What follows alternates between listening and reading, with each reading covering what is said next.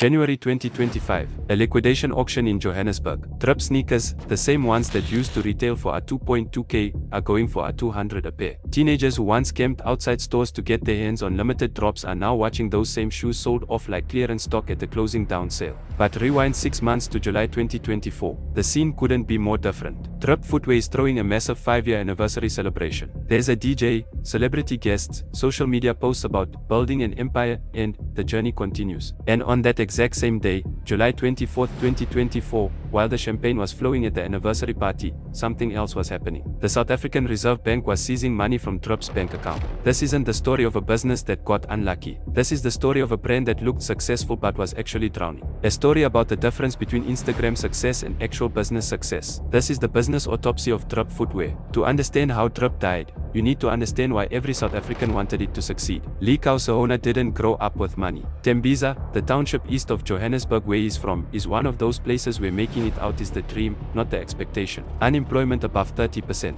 Most families surviving on a 3k a month or less. I'm not a celebrity, I'm a known entrepreneur. I come from Ivory Park, and Ivory Park is one of the poorest townships in Gauteng.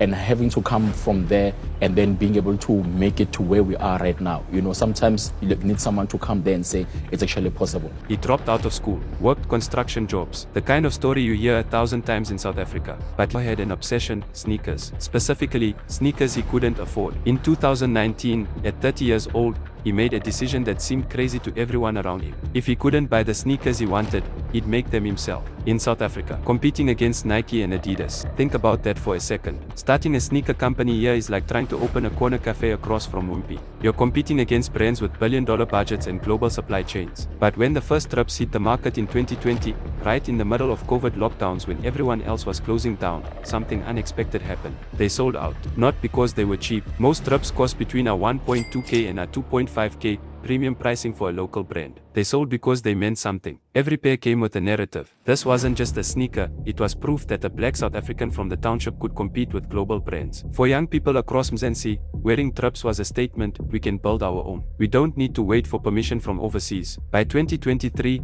Drip had stores in 14 premium malls, the kind of locations that usually only stock international brands. Santan City, Mall of Africa, V&A Waterfront in Cape Town. Celebrities were posting in Drips. DJ Spoo. The brand had gone from streetwear to status symbol. Likau became the face of township entrepreneurship. Business conferences, magazine covers. The poster child for local is lekker. On social media, everything looked perfect. Luxury cars, international trips, the dream. But while the Instagram showed success, behind the scenes, the business was already in trouble. Serious trouble. And it all started with a phone call from the South African Reserve Bank. Here's where things get complicated, but stay with me because this is where the dominoes started falling. The South African Reserve Bank, SARB, has a job that most people don't think about. They monitor every rand leaving the country. When you import goods from China, you're converting rands to dollars or yuan. SARB tracks these transactions to prevent money laundering and illegal capital flight. It's like having the taxman audit all your receipts. Most businesses pass, but some don't. For over 2 years, SARB was investigating Drip Footwear for exchange control violations. The technical details are complex,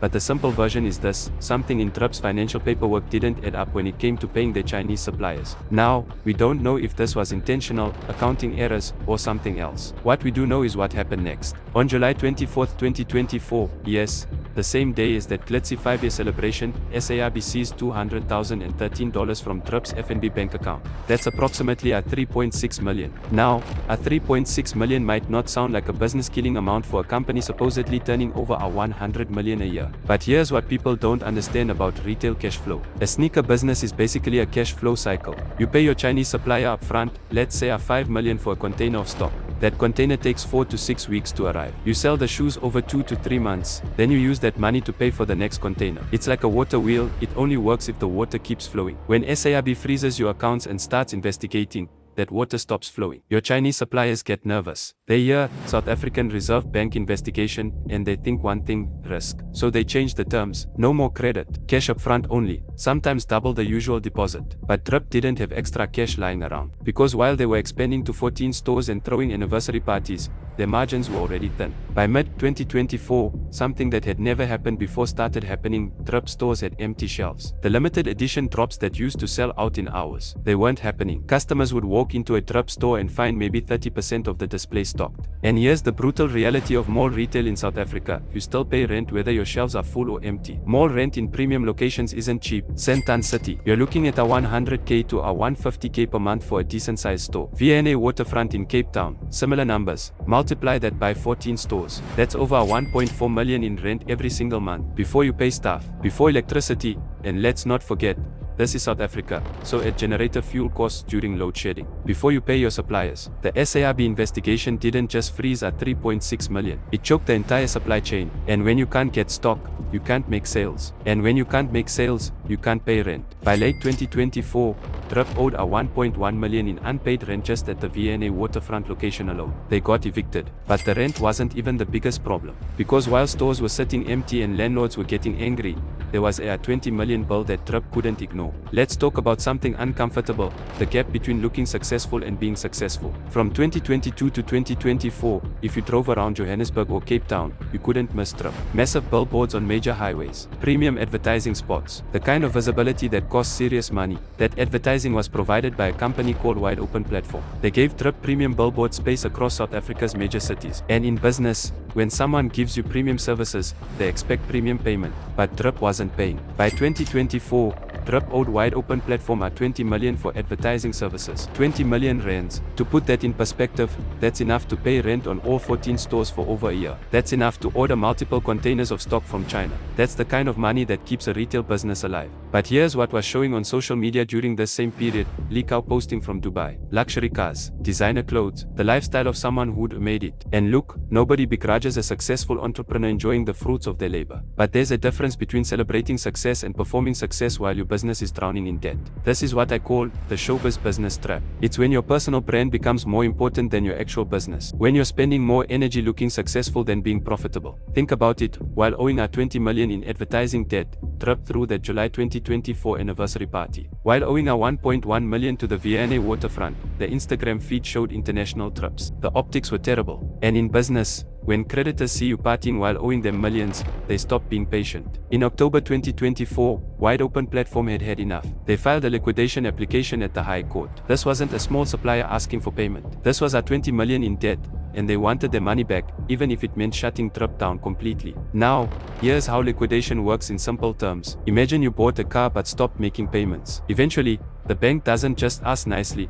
they repossess the car and sell it to recover what you owe. Business liquidation is the same thing. When you owe money you can't pay, creditors can ask the court to force you to sell everything, your stock, your equipment, your brand, to pay them back. And once one major creditor files for liquidation, it's like blood in the water. Other creditors start panicking. If the company is being liquidated, I better get in line to get my money too. Landlords, suppliers, everyone starts filing claims. This is the cascade effect. One 20 million debt becomes the trigger for the entire business collapse. But here's what makes the Drip story even more tragic. There was a way to save it. Businesses in trouble can often find what's called a white knight investor, someone with money who believes in the brand enough to inject capital, pay off the debts, and turn things around. Drip had the brand recognition. They had the customer base. They had the story that South Africans wanted to believe in. So why didn't the white knight investor save Drip? That brings us to the third and final cause of death. Here's the thing about investors, they need clarity. They need to know exactly who owns what, who makes decisions, and what happens to their money. Drip couldn't offer that clarity, because there was a legal war happening over who actually owned the company. Lee Kausehoner's estranged wife claimed 50% ownership of Drip Footwear. And in South Africa,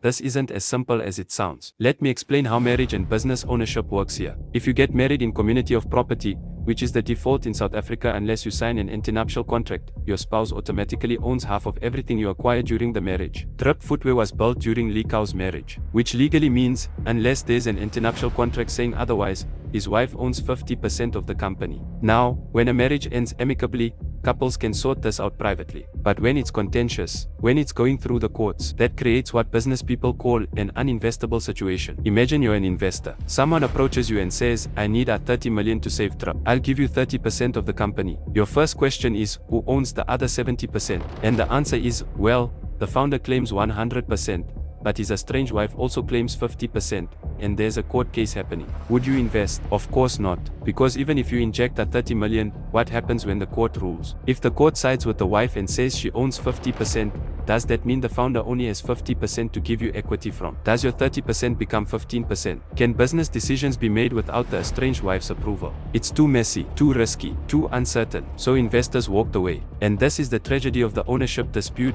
Drip might have been savable. The brand was strong, the market existed. With our 30-50 million in capital, they could have paid off WideOpen Platform's our 20 million debt, cleared the 1.1 million rent arrears, sorted out the SARB issues, restocked the stores, restructured the business properly. But none of that could happen because of the legal deadlock over ownership. By December 2024, it was over. Multiple creditors had filed liquidation applications. No investor was coming to save them. On January 17, 2025, the High Court granted the final liquidation order. What followed was brutal and public. Liquidation auctions where Drip sold for a 200, shoes that had retailed for over a 2K, store fixtures sold for cents on the rand. A brand that had been worth potentially hundreds of millions reduced to bargain bin prices. The very malls that had once celebrated having Drip stores, Sentan City, Mall of Africa, Gateway, now had those stores closed and empty. From township dream to liquidation in 5 years. So what do we learn from the Drip disaster? First, let's be clear about something. Sahona achieved something remarkable. He built a nationally recognized sneaker brand from nothing. He created jobs. He inspired thousands of young South Africans to believe they could build something significant. That's not nothing. That matters. But the collapse of Drip teaches us some uncomfortable truths about the gap between branding and business fundamentals. Truth number 1, a great brand can't save bad financial management.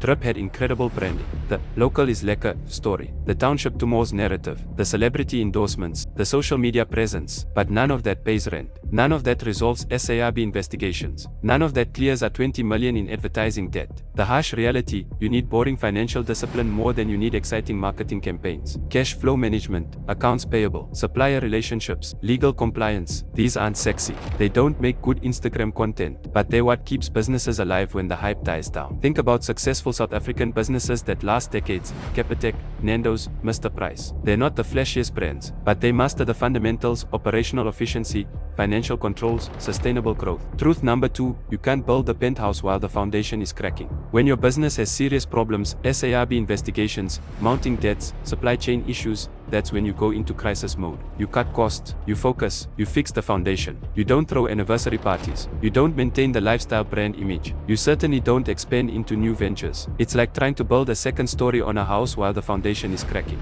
Eventually, the whole structure collapses. And that's exactly what happened to Drip. Truth number 3, sort out your legal house before it burns down. The ownership dispute is perhaps the most tragic part of the story because it made Drip unsavable. Antenuptial contracts aren't romantic. Shareholder agreements aren't exciting. Clear ownership structures don't make headlines, but they what protect your business when personal relationships fall apart. And in South Africa, where marriage laws automatically create 50-50 ownership, this isn't optional, it's essential. For every entrepreneur watching this, get the legal basics right at the beginning. It's easier to sign an antenuptial contract before marriage than to fight over business ownership during a divorce. It's easier to structure proper shareholding from day one than to untangle it later. Truth number 4, the local is lekker movement needs more than patriotism. South Africans desperately wanted Drip to succeed because it represented something bigger. It was proof that we could build world-class brands locally, that we didn't need to wait for overseas validation. And that sentiment is beautiful. We should support local businesses. But here's the uncomfortable truth, consumers can only support you if you can deliver. If your stores have empty shelves because you can't pay suppliers,